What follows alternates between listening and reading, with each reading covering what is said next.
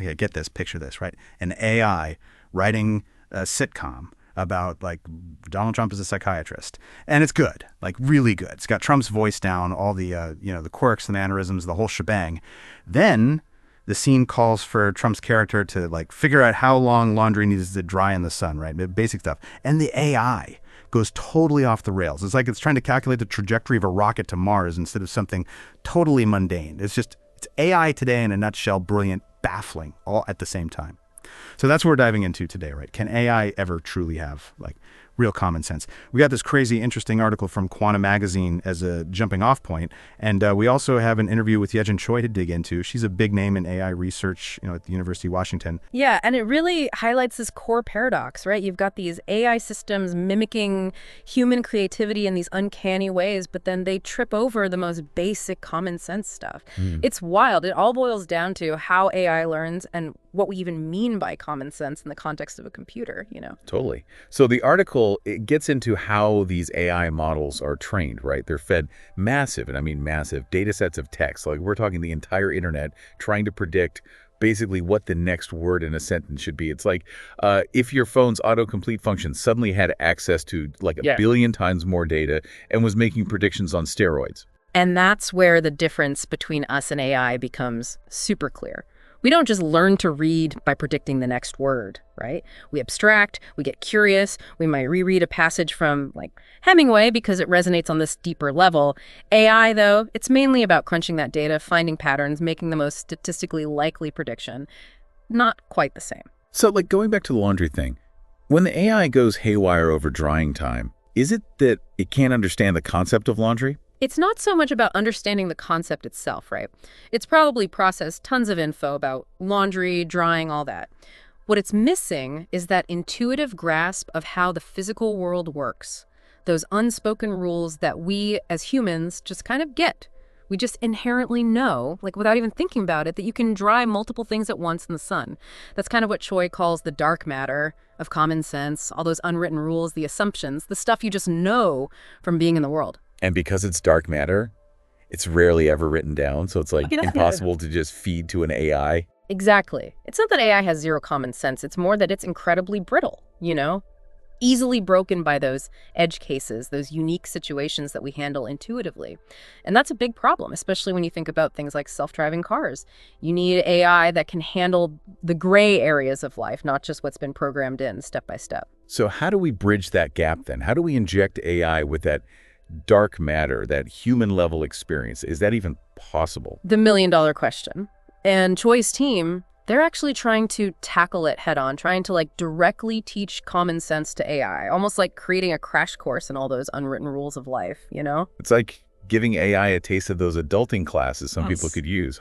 Exactly. It's going beyond just the raw data. It's about imparting that intuitive, experience-based knowledge that we as humans totally take for granted. That's wild. But how do you even begin? Like, where do you start trying to teach something as slippery as common sense? Well, that's where it gets really interesting, because one of the biggest hurdles is the limits of using only text-based learning. Think about it, humans, we gain common sense through a lifetime of actually doing things, experiencing things. Our senses, our mistakes, learning social cues. It's not just words on a page. It's like trying to teach someone to ride a bike by just like showing them flashcards. They might be able to tell you about balance and pedaling and all that, but actually getting on and doing it, totally different. Exactly. And that's the gap researchers are wrestling with. Does AI need something like human embodiment, emotions, social interaction to really grasp this stuff? If so, how do we even begin to approach that? And what are the ethics of even trying to create an AI that might feel things, experience the world like we do? Okay, yeah, now we're getting into some deep philosophical waters here. Imagine like an AI so embedded in our world that it develops real emotions, could fall in love, experience heartbreak.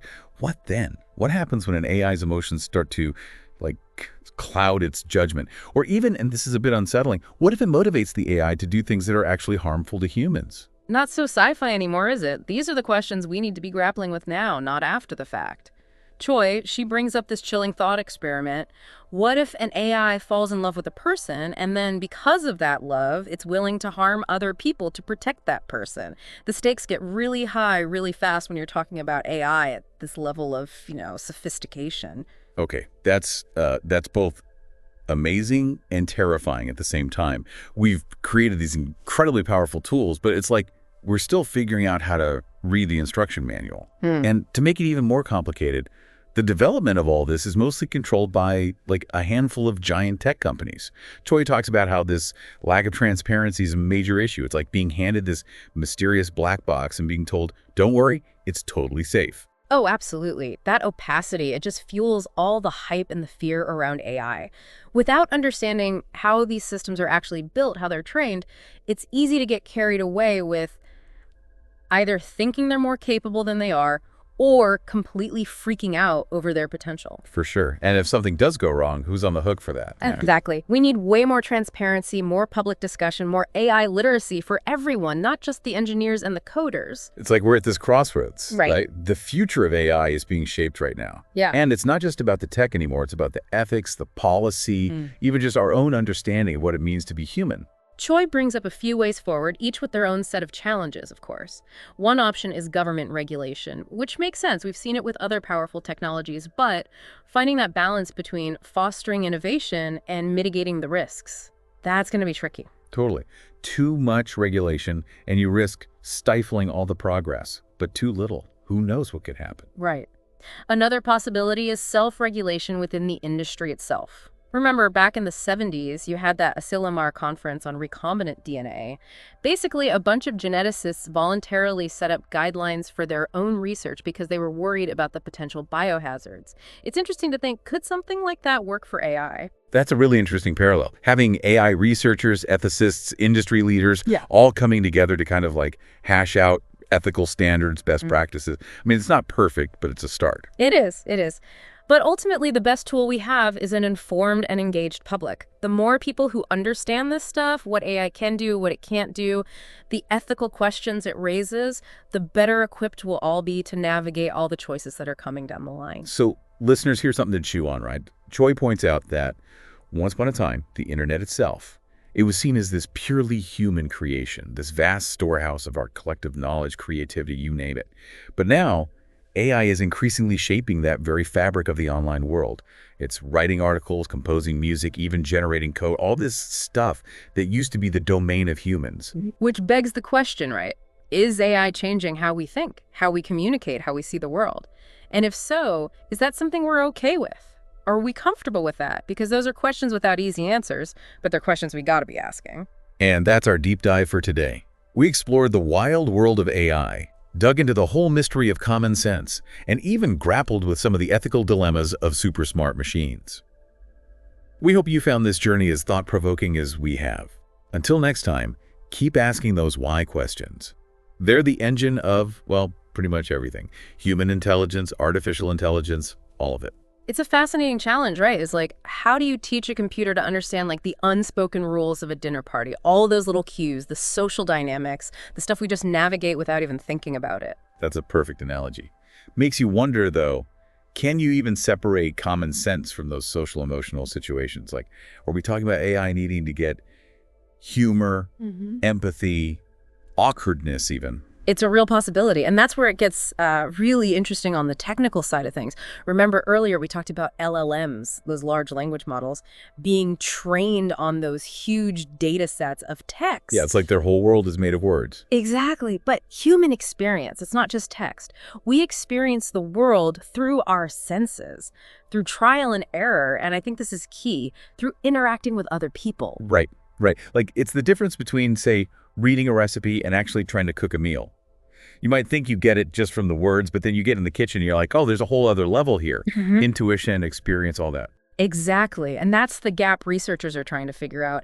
How do you teach a machine to actually experience the world in a way that gives it those intuitive leaps of understanding?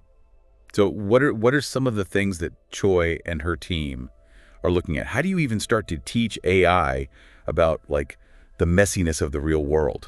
Well, Choi's team, they're looking into some really cool stuff. One thing is it's called embodied AI. Basically, they're using robots to like test and refine AI systems, but in the real world, with actual physical environments. Yeah, yeah. So it's like giving the AI a set of eyes and ears and hands. Yeah. We're letting it actually interact with things. Exactly. And the idea is by actually messing around in the physical world, Yeah. the AI can start to develop a better, more grounded understanding of things like spatial relationships, cause and effect, even just basic physics. Right, right. Instead of just reading about a ball rolling down a hill, it can actually push the ball and see what happens. Exactly. And through that, it can start to pick up on those intuitive understandings that we as humans we don't even think about it. It's just there. It's fascinating, but it also brings up some kind of big questions, about the nature of experience. Like if an AI can learn and adapt through these embodied experiences, does that mean it's actually experiencing the world in a way that's, I don't know, similar to us? Oh man, that's a question philosophers have been going back and forth on forever, hasn't it? And AI is making us look at these questions in a whole new light. Totally. It's getting us closer to understanding what it means to be human in a way. Pushing the boundaries for sure.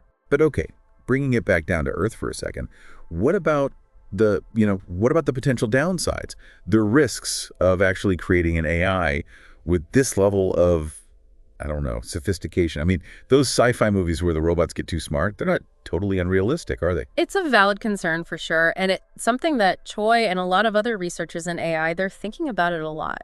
It's why all the work on AI safety and ethics, it's becoming so crucial. So what are some of the concrete steps that people are taking to make sure AI is developed responsibly? One of the big ones is just fostering more open conversation. Getting researchers, policymakers, the public all on the same page talking to each other. Remember that lack of transparency we talked about? That's got to change. Right. We got to demystify AI, make it less of this this black box that nobody understands. Exactly, which also means educating the public, right? Yeah. How AI works, what it's good at, what the risks are. Yeah, we need a whole new level of AI literacy, it sounds like. 100%. We need everyone to be able to have informed conversations about this stuff, not just the people building it. So for our listeners who are okay, I'm convinced I need to get more AI literate, where do they even begin? Oh, man. There are some great resources out there, online, in libraries, you name it. Places like the AI Now Institute, the Future of Life Institute.